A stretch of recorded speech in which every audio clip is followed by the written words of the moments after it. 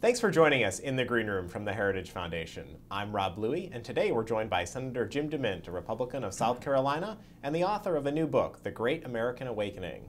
Senator, thanks for being here today. Rob, it's great to be with you. So tell me, starting off, why are you opposed to the McConnell Reid plan?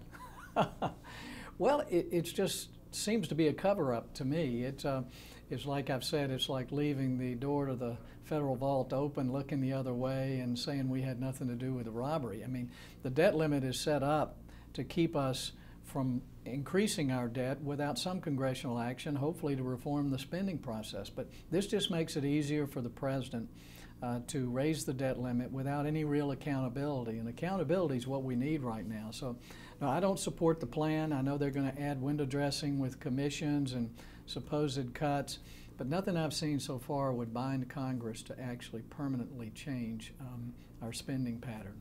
Conservatives were told earlier this year that they would have at least 2 bites at the apple to reduce spending in Washington. One of those was supposed to be on the continuing resolution, and as we both know, that really didn't work out the way the conservatives had hoped. In this context of the debt limit debate, are we now squandering a second opportunity?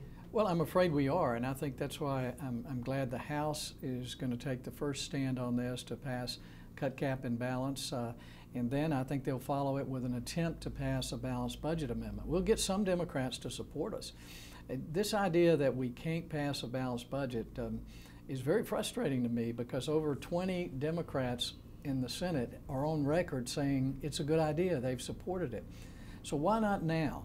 And if we don't have any permanent structural reform, and that's what the balanced budget amendment to the Constitution would do, we're going to keep spending until we bankrupt the country. It's important, Rob, to note that the rating agencies, Standard & Poor's, Moody's, they have said if we raise this debt limit without credible, substantial long-term deficit reduction, that they're going to lower our bond rating to negative. So if we take the McConnell plan without any real binding long-term deficit reduction, you're going to see our bond rating fall. So raising the debt limit is not the cure. I mean, it is the problem. You mentioned the balanced budget amendment. When would you like to see the Senate vote on that? Well, after we try to take up the cut, cap, and balance bill. Keep in mind, the cut, cap, balance bill does some common sense things. It cuts spending next year. It caps spending over 10 years to move us towards a balanced budget. But then it just lets the states decide if the federal government should have a balanced budget like 49 states do. So we want to bring up the balanced budget amendment after we try to bring up the cut, cap, and balance. We're afraid the Democrats are going to block us on that, and they want to blame us for the disruption that will occur if we don't raise the debt limit. They're already trying to do that. So I'm convinced the president has not been negotiating in good faith. He's got a bad economy. His policies have made it worse, and he's hoping that this debt limit debate will allow him to blame Republicans.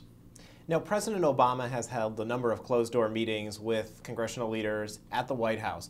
Are you concerned about the lack of transparency in these negotiations? Well, I'm very concerned about these secret meetings, because the president comes out and defines not only his position, but Republicans' position, to what we're for and what we're against. The president talks about all these things, but he's yet to put anything down in writing. We don't have any proposal from the president this year, except his budget, that raises the debt $10 trillion. So when he's talking about cutting, thinking big, he's talking about maybe raising the debt another 8 or 10 or 6 or 8. He's not talking about really cutting spending. Senator Jim DeMint, thank you very much. Rob, thank you. He's the author of The Great American Awakening. Thanks for joining us in the Green Room today. I'm Rob Louie for the Heritage Foundation. Please subscribe to other videos from the Heritage Foundation on our YouTube channel.